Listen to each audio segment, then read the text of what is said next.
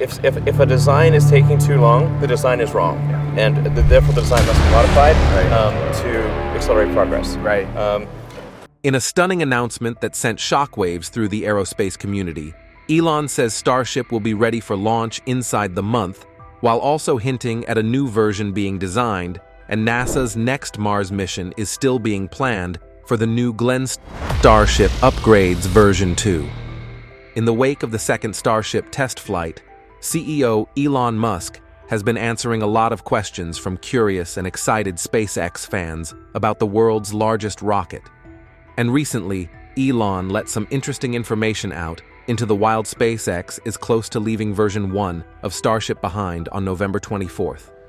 Elon posted an image of 4 in production, Starships in the high bay at Starbase Poch, Chica, ships 28, 29, 30, and 32, and mentioned that they are the very last of the V1 line. And well, that certainly raises a very specific question. Subscribe to the official channel of Technology Space. Visit their channel page and click the subscribe button and press the bell icon for more new updates. One that we weren't alone in asking, hey, Elon, if these are the last of the V1s, then what's the V2 going to be?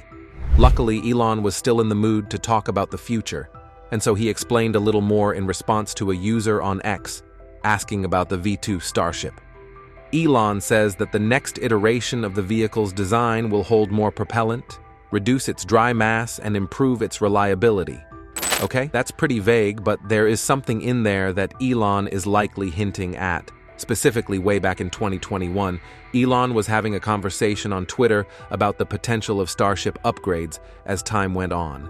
And more specifically, the subject of adding more engines came up. Musk remarked that the ship is begging for 3 more vacuum engines to be added and that the tanks would stretch to make room for propellant. Now, this could have just been some idle conversation. Most concepts like this don't survive the first couple of draft meetings with the engineers, but adding 3 more vacuum. Raptor V2s under Starship would increase its payload lift capacity by roughly 50%, taking it from being able to lift 150 tons into orbit to 220 tons.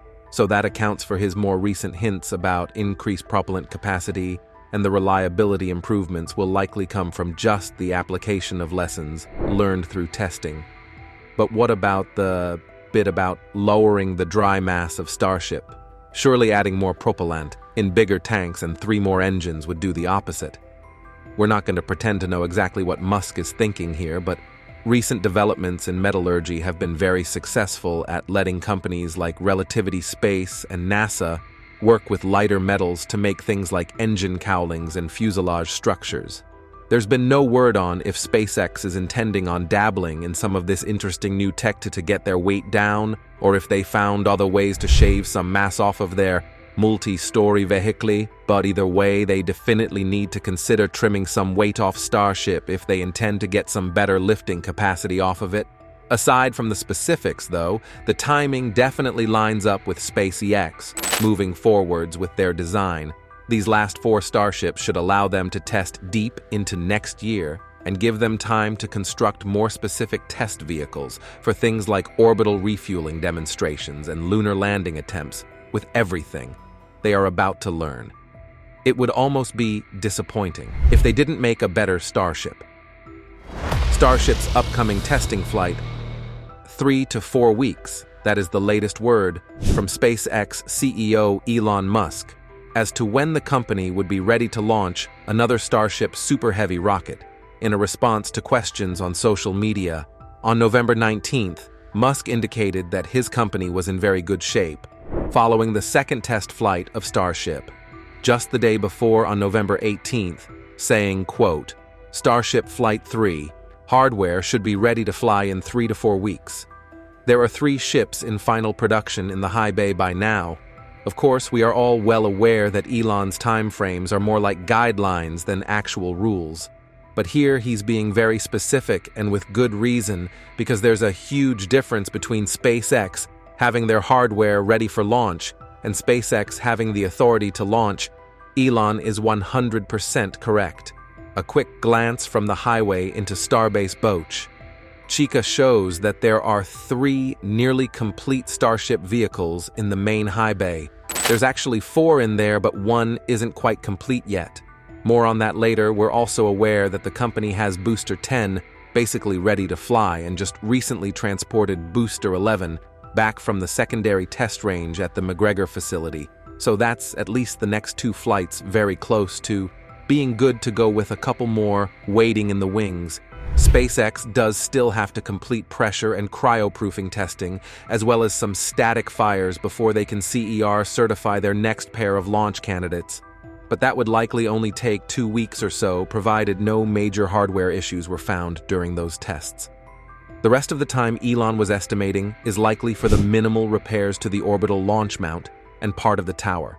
If the November 18th test proved anything, it was that the recent upgrades to the SpaceX Stage 0 launch hardware were so effective that the company now has more expectations for the safety of their equipment than even NASA can boast. Donon shared photos of him standing under the Olm on the 19th, proudly showing that there was practically no damage to the thing, despite having the world's most powerful rocket boosting into it to achieve liftoff. By comparison, NASA's Artemis 1 launch left their SLS launch pad devastated. Anyone would agree that it's a major improvement from Starship's first test flight, so that means there won't be a whole lot of time needed to repair and test that launch hardware, which means we get to talk about everyone's favorite regulatory body, the FAA, because whether or not SpaceX is ready to go by late December isn't the issue here. They still need launch approval from the FAA to plan another test flight as soon as Booster 9 flipped and exploded.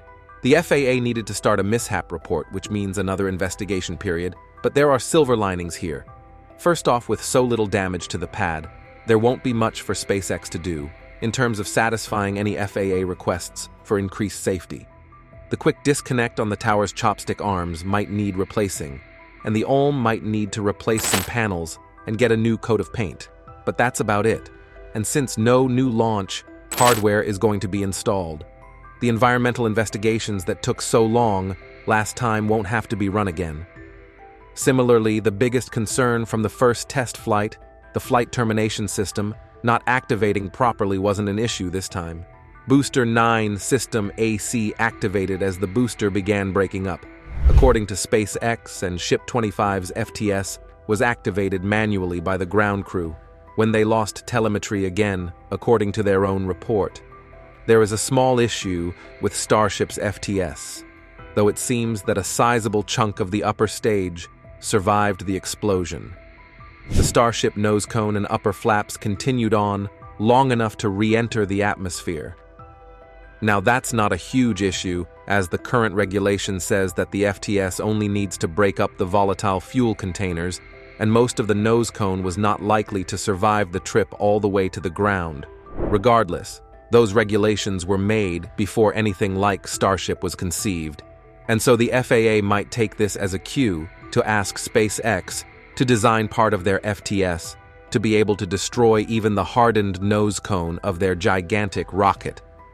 All that being said, though, it may not be entirely ridiculous to think that SpaceX wants to take a run at a Christmas-time launch. They have a lot of testing ground to cover if they want to actually make the deadline for their 2025 Artemis 3 mission. And while we here at the have said that it doesn't seem possible for them to make that date, we would love to be proven wrong safely, of course. As for any upcoming third flight test for Starship, this new information really does shift the potential schedule up a bit last week. We said it looked as though a test in January would be unlikely, with February being the most probable time for this next launch, and May being a safe bet.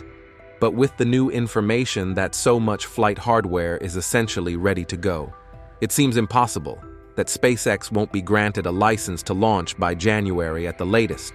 And who knows, with all the pressure on the FAA lately, they might finish their investigation before the holiday break, and then we might see if 3, competing with the ULA's Vulcan for the most spectacular Christmas launch, Blue Origin rocket, New Glenn, to Mars. A recent advisory council meeting at NASA has revealed that the agency is confident that their upcoming Mars escapade mission will be ready to launch by August 2024 at the earliest. And while they are not entirely confident of that launch date, they are confident that the mission will be shepherded to the Red Planet on top of Blue Origin's prototype heavy-lift rocket. The New Glenn director, Bradley Smith of NASA's Launch Services Office, made the statement to the Human Exploration and Operations Committee on November 20th, remarking that he was incredibly excited for the launch, which, considering it's now possibly less than a year away, is a pretty good sign that NASA is confident it will launch within the year. But they can't really be sure of that, because the contract holder is Blue Origin, the undisputed king of not disclosing information about their rockets. Back in February of 2023, Blue Origin was granted the contract to take 2 Rocket Lab-made satellites to Mars as part of a Venture Class or VADR launch contract. These contracts are used to let NASA get certain missions to the pad for cheap while accepting some additional risk, which is where the New Glenn comes in. Blue Origin has been working on their new workhorse rocket since around 2016, when the company unveiled their plans for their own reusable launch vehicle. Since then, the company has struggled to get it to the pad with setbacks related to their BE-4 engines. And of course the pandemic. But they didn't seem to have any trouble landing contracts despite not having much to show. The public, New Glenn, started landing Blue Origin's several military and government contracts, which leads us to the Escapade mission. The Escape and Plasma Acceleration and Dynamics Explorers are a pair of small SS made by Rocket Lab, the company behind the Electron and the Photon upper stage vehicle that was responsible for getting NASA's Capstone satellite to the moon back in summer 2022.